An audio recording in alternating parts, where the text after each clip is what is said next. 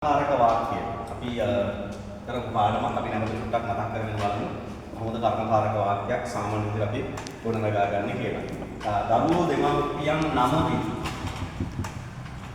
දරුවෝ දෙමාපියන්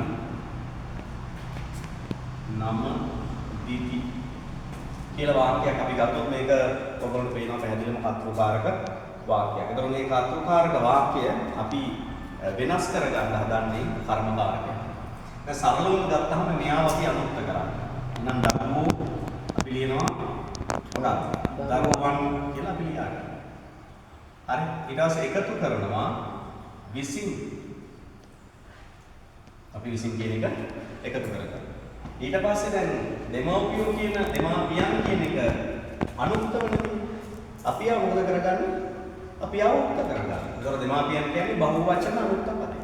එහෙනම් අපි උක්ත කරගන්නේ මොකද?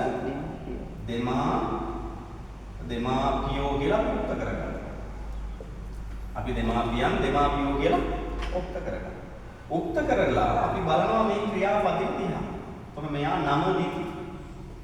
ප්‍රශ්නයක් නෑ මේ නම දීති කියලා දීලා තියෙන්නේ මේ දරුවෝ කියන බහුවචන උක්ත පදේ දිහා බලලා නම දීති කියලා තියෙනවා. ඒතර මේකේ කාලය බලනවා.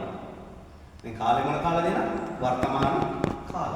වර්තමාන කාල නිසා එයා බහුවචන නිසා අපිට මෙතන ප්‍රශ්නයක් නෑ. එයා එහෙම වුණා කියන්නේ. හැබැයි මේ කියන රූපය වෙනස්. නමදිති කියලා කියන්නේ කර්තෘකාරක වාක්‍යයක අපි කියන අවසාන ක්‍රියාපදයක නැත්නම් ආඛ්‍යාත පදයක ස්වභාවය. එහෙනම් අපි මෙතන මොකද කරන්න ඕන? මේක වෙනස් කරන්න. අපිට ඕන මෙහෙම නැම දෙති කියලා මේ වාක්‍ය ඉවර කරන්න. දැන් පැහැදිලි ඔයගොල්ලෝ එහෙනම් දරුවෝ දෙමාපියන් නමදිති කියන කර්තෘකාරක වාක්‍ය අපි කර්මකාරක නිකන් සරලව හදනවා. කොහොමද? දරුවන් විසින් දෙමාපියෝ නැමදිති. නම් මේක අනුක්ත වුණා දරුවන් එකතු කරා විසින් දෙමාපියන් කියන කර්තෘකාරක වාක්‍යයේ කර්මකාරක පදේ නැත්නම් අනුක්ත පදේ අපි උක්ත කරගත්තා. එහෙනම් මෙන්න මෙයාට අනුරූපව මතක තියාගන්න ඕනේ. මෙයාට අනුරූපව තමයි අපි මේ ආඛ්‍යාතේ තියන්නේ. ඉතින් ඔන්න ඔය විදිහට අපිට පුළුවන් වෙන සාමාන්‍ය කර්තෘකාරක වාක්‍යයක් කර්මකාරක වාක්‍යයක් බවට හරවා ගන්නට.